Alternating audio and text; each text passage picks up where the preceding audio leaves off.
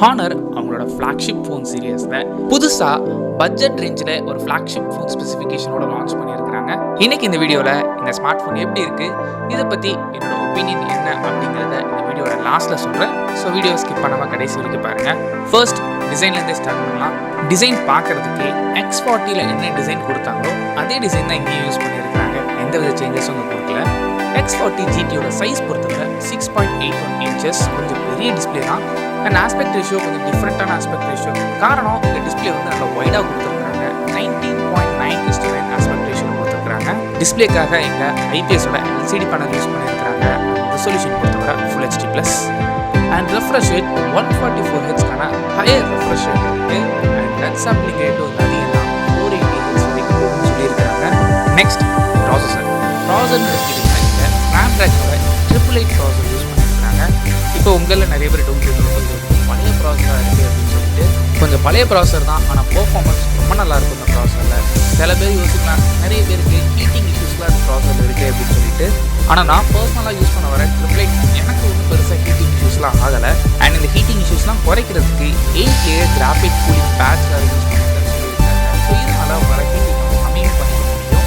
And ப்ராசஸரோட performance தாறுமாறாக இருக்கும். கேமிங்லாம் நீங்கள் ஹை கிராஃபிக்ஸில் கூட ஈஸியாக மேலே ப்ளே பண்ணிக்க முடியும், எந்த வித ப்ளே ட்ராப்ஸும் இல்லாமல். அண்ட் ஃபோனில் நீங்கள் என்ன பண்ண நினச்சாலுமே இந்த ப்ராசஸர் ஈஸியாக ஹேண்டில் பண்ண முடியும். ஸோ அவ்வளோ பவர்ஃபுல்லான ப்ராசஸர் தான் யூஸ் பண்ணியிருக்காங்க. இந்த ப்ராசஸர் சப்போர்ட் பண்ணுறதுக்கு 8 இல்லைனா 12 GB RAM and 256 GB storage ஆப்ஷன்ஸும் அவைலபிளாக இருக்குது. நெக்ஸ்ட் கேமராஸ் பொறுத்தவரை ட்ரிபிள் கேமரா செட்டப் யூஸ் பண்ணியிருக்காங்க. பிரைமரி சென்சர் 50 மெகாபிக்சல், இதோட அப்பச்சர் f1.8 அண்ட் வழக்கம் போல் 2 மெகாபிக்சல் மேக்ரோ அண்ட் 2 மெகாபிக்சலுக்கான டெப்த் சென்சார் தான் யூஸ் பண்ணியிருக்காங்க. அட்லீஸ்ட் ஒரு அல்ட்ரா வைட் சென்சார் கொடுத்துருந்தாங்கன்னா நல்லா இருந்திருக்கும். பிரைமரி சென்சார் மூலமாக 4K வீடியோஸ் உங்களால் கேப்சர் பண்ணிக்க முடியும். EAS ஸ்டெபிலேஷன் ஆப்ஷன் இருக்குது, OIS கிடையாது. அண்ட் ஃப்ரண்ட் ஃபேசிங் கேமரா பொறுத்தவரை 16 மெகாபிக்சல், இதோட அப்பச்சர் f2.45. நெக்ஸ்ட் பேட்டரி பொறுத்தவரை 4800 mAh. இதை சப்போர்ட் பண்ணுறதுக்கு 66 வாட்ஸ்க்கான சூப்பர் சார்ஜர் இந்த பாக்ஸில் இன்க்ளூட் பண்ணியிருக்கிறாங்க. அடிஷ்னலாக இந்த ஃபோனுக்கு 5G சப்போர்ட் இருக்குது. இவ்வளோ நேரம் நம்ம ஹார்ட்வேர் பற்றி பார்த்தோம். Next software.